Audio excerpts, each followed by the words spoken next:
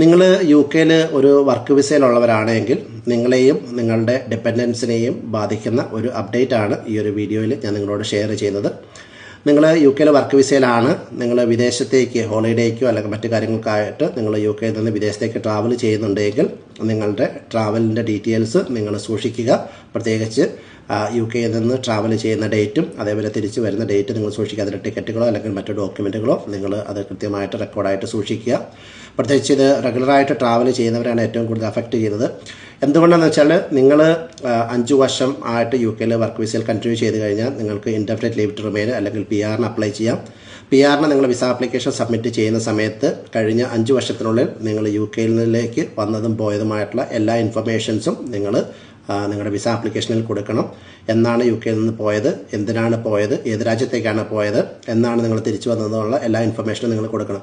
ഈ ഒരു ഇൻഫർമേഷൻ നിങ്ങൾ വളരെ കൃത്യമായിട്ട് കൊടുത്തിട്ടില്ല എങ്കിൽ നിങ്ങളുടെ വിസ ആപ്ലിക്കേഷൻ റിഫ്യൂസ് ആകാം.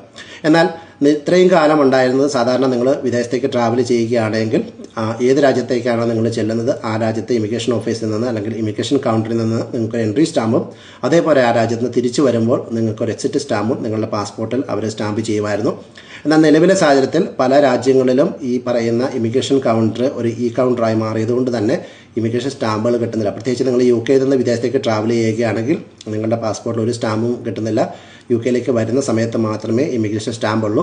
എന്നാൽ ആ ഒരു ഇമിഗ്രേഷൻ സ്റ്റാമ്പിംഗ് സിസ്റ്റവും പല എയർപോർട്ടുകളിലും ഇപ്പോൾ നിർത്തലാക്കിക്കൊണ്ടിരിക്കുകയാണ്. യു കെയും ആ ഇമിഗ്രേഷൻ സ്റ്റാമ്പിംഗ് സിസ്റ്റം നിർത്തലാക്കിക്കൊണ്ടിരിക്കുകയാണ്. അതുകൊണ്ട് തന്നെ പാസ്പോർട്ടിൽ സ്റ്റാമ്പ് ഇല്ലാത്തതുകൊണ്ട് തന്നെ നിങ്ങളുടെ ഡേറ്റകൾ ഏത് ഡേറ്റാണ് വന്നത് പോയതെന്ന് അറിയുക എന്ന് പറയുന്നത് ചിലപ്പം 2-3 വർഷം കഴിയുമ്പോൾ നിങ്ങൾക്ക് ഓർത്തെടുക്കാൻ ബുദ്ധിമുട്ടായിരിക്കും. അതുകൊണ്ടാണ് കൃത്യമായ റെക്കോർഡ് മെയിൻറ്റെയിൻ ചെയ്യുക. അതല്ല എങ്കിൽ നാളെ ഒരു സമയത്ത് നിങ്ങൾ ഈ ഡേറ്റുകൾ കൃത്യമായിട്ട് മെൻഷൻ ചെയ്തിട്ടില്ല എങ്കിൽ ഒരുപക്ഷെ നിങ്ങളുടെ വിസ ആപ്ലിക്കേഷനെ അത് ബാധിക്കാം. അപ്പോൾ ആ ഒരു കാര്യം ശ്രദ്ധിക്കുക.